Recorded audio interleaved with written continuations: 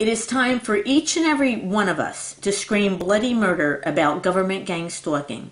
To Dianne Feinstein, chairperson of the Senate Select Committee on Intelligence, and to Mike Rogers, chairperson of the House Permanent Select Committee on Intelligence.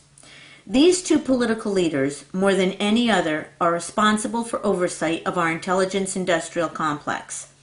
If we have an American Stasi, police, firemen, EMS, ambulance drivers, neighborhood watch group members, gang stalking citizens 24/7 for years, they, more than any other members of Congress, are responsible.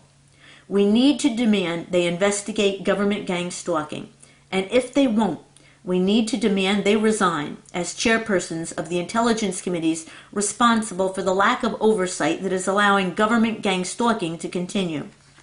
Let me tell you about myself. I've been a gang stalking target for 7 years. What kind of person does this happen to? I came from a very tight-knit Italian-American family. As a child, I attended Sacred Heart School, which was a couple of blocks from where we lived. When I graduated my 8th grade class, I won the Religion Award. I always got straight A's in conduct. I was the captain of the safety patrol. When the nun of our 8th grade class would have to leave the room because she was also the school's administrator, sometimes fights would break out in the classroom. Because I would try to bring peace, I got the nickname the Great Compromiser.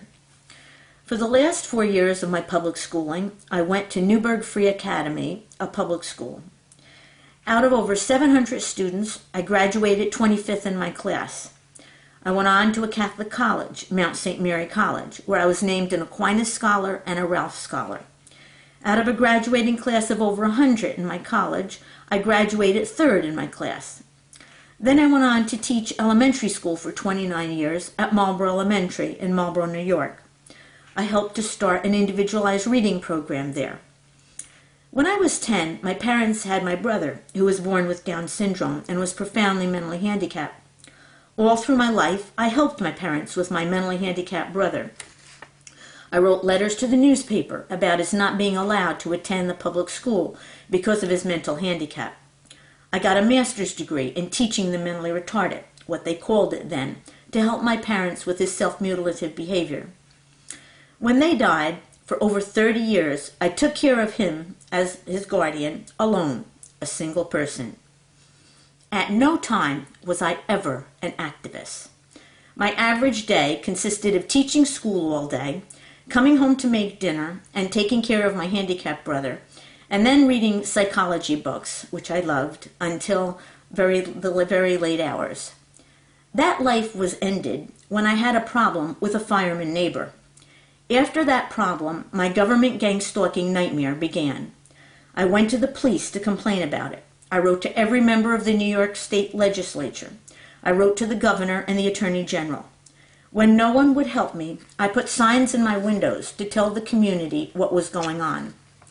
I wondered if my gang stalking would stop if I left the state. I decided to move to California. I was gang stalked in Oklahoma, New Mexico, Texas, and Arizona on my way here to California. And I have endured government gang stalking every day I have lived these 4 years now in California. At first, I passed out leaflets here to tell the community what was going on. I carried a sign wherever I walked, telling the community I was being gang stalked. I put magnetic signs on my car. I put a car topper on my car. Again, I wrote to the members of the state legislature, to the governor. I tried to get my congressional representative, Darrell Issa, to see me. He never returned my call. I started taking videos of what I see each day and posted them on Facebook and YouTube. I've had 2 websites about gang stalking. The first was called The Introvert Speaks. The second is called StopGovernmentGangStalkingPlease.com. I ask you to look at the videos I'm posting now. Not to pinpoint who the gang stalkers are. I can't do that. I'm not a mind reader. I don't know people's intentions. Gang stalking behavior looks like ordinary behavior. The only thing that distinguishes it from everyday behavior is its repetition. Where ordinary behavior follows the laws of probability, gang stalking behavior repeats. For instance, once in a while, when a resident of the development where I live leaves their home, a neighbor might be leaving at the same time or entering their home or passing in back of their car pulling out of their driveway. If you look at my videos, you'll see this happens with me repetitively. I have been gang stalked by neighbors in every neighborhood I've lived in since this began 7 years ago. What seems to be being done is shunning, to socially isolate gang stalking targets from the community. When I lived in New York, beside the 24/7 conspicuous surveillance by first responders and citizen vigilantes, which I believe are our neighborhood watch group, members who use red cars, red trucks, wear carry red in the FBI tactic of conspicuous surveillance, probably using GPS, they also used dogs for intimidation. I would come out of Penny's and a man with a dog would be standing by my car. I'd go to Home Depot and a dog would jump out of the car window. I'd go to the park and a dog would run up to us from a house across the street. I'd go to the park and a dog would be at its entrance with the window down.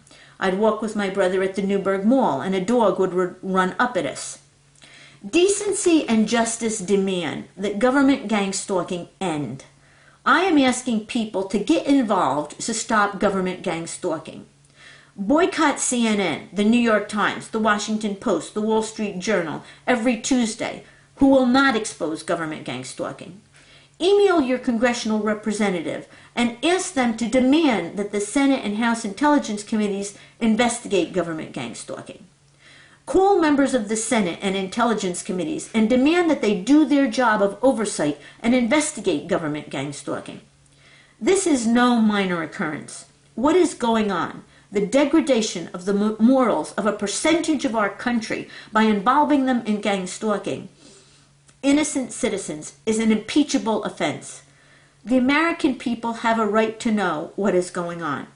Hence, I entreat every person to scream bloody murder against government gang stalking. And if the chairpersons of the Senate and the House Intelligence Committees won't investigate it, then to loudly call for their resignations and to not stop until they resign.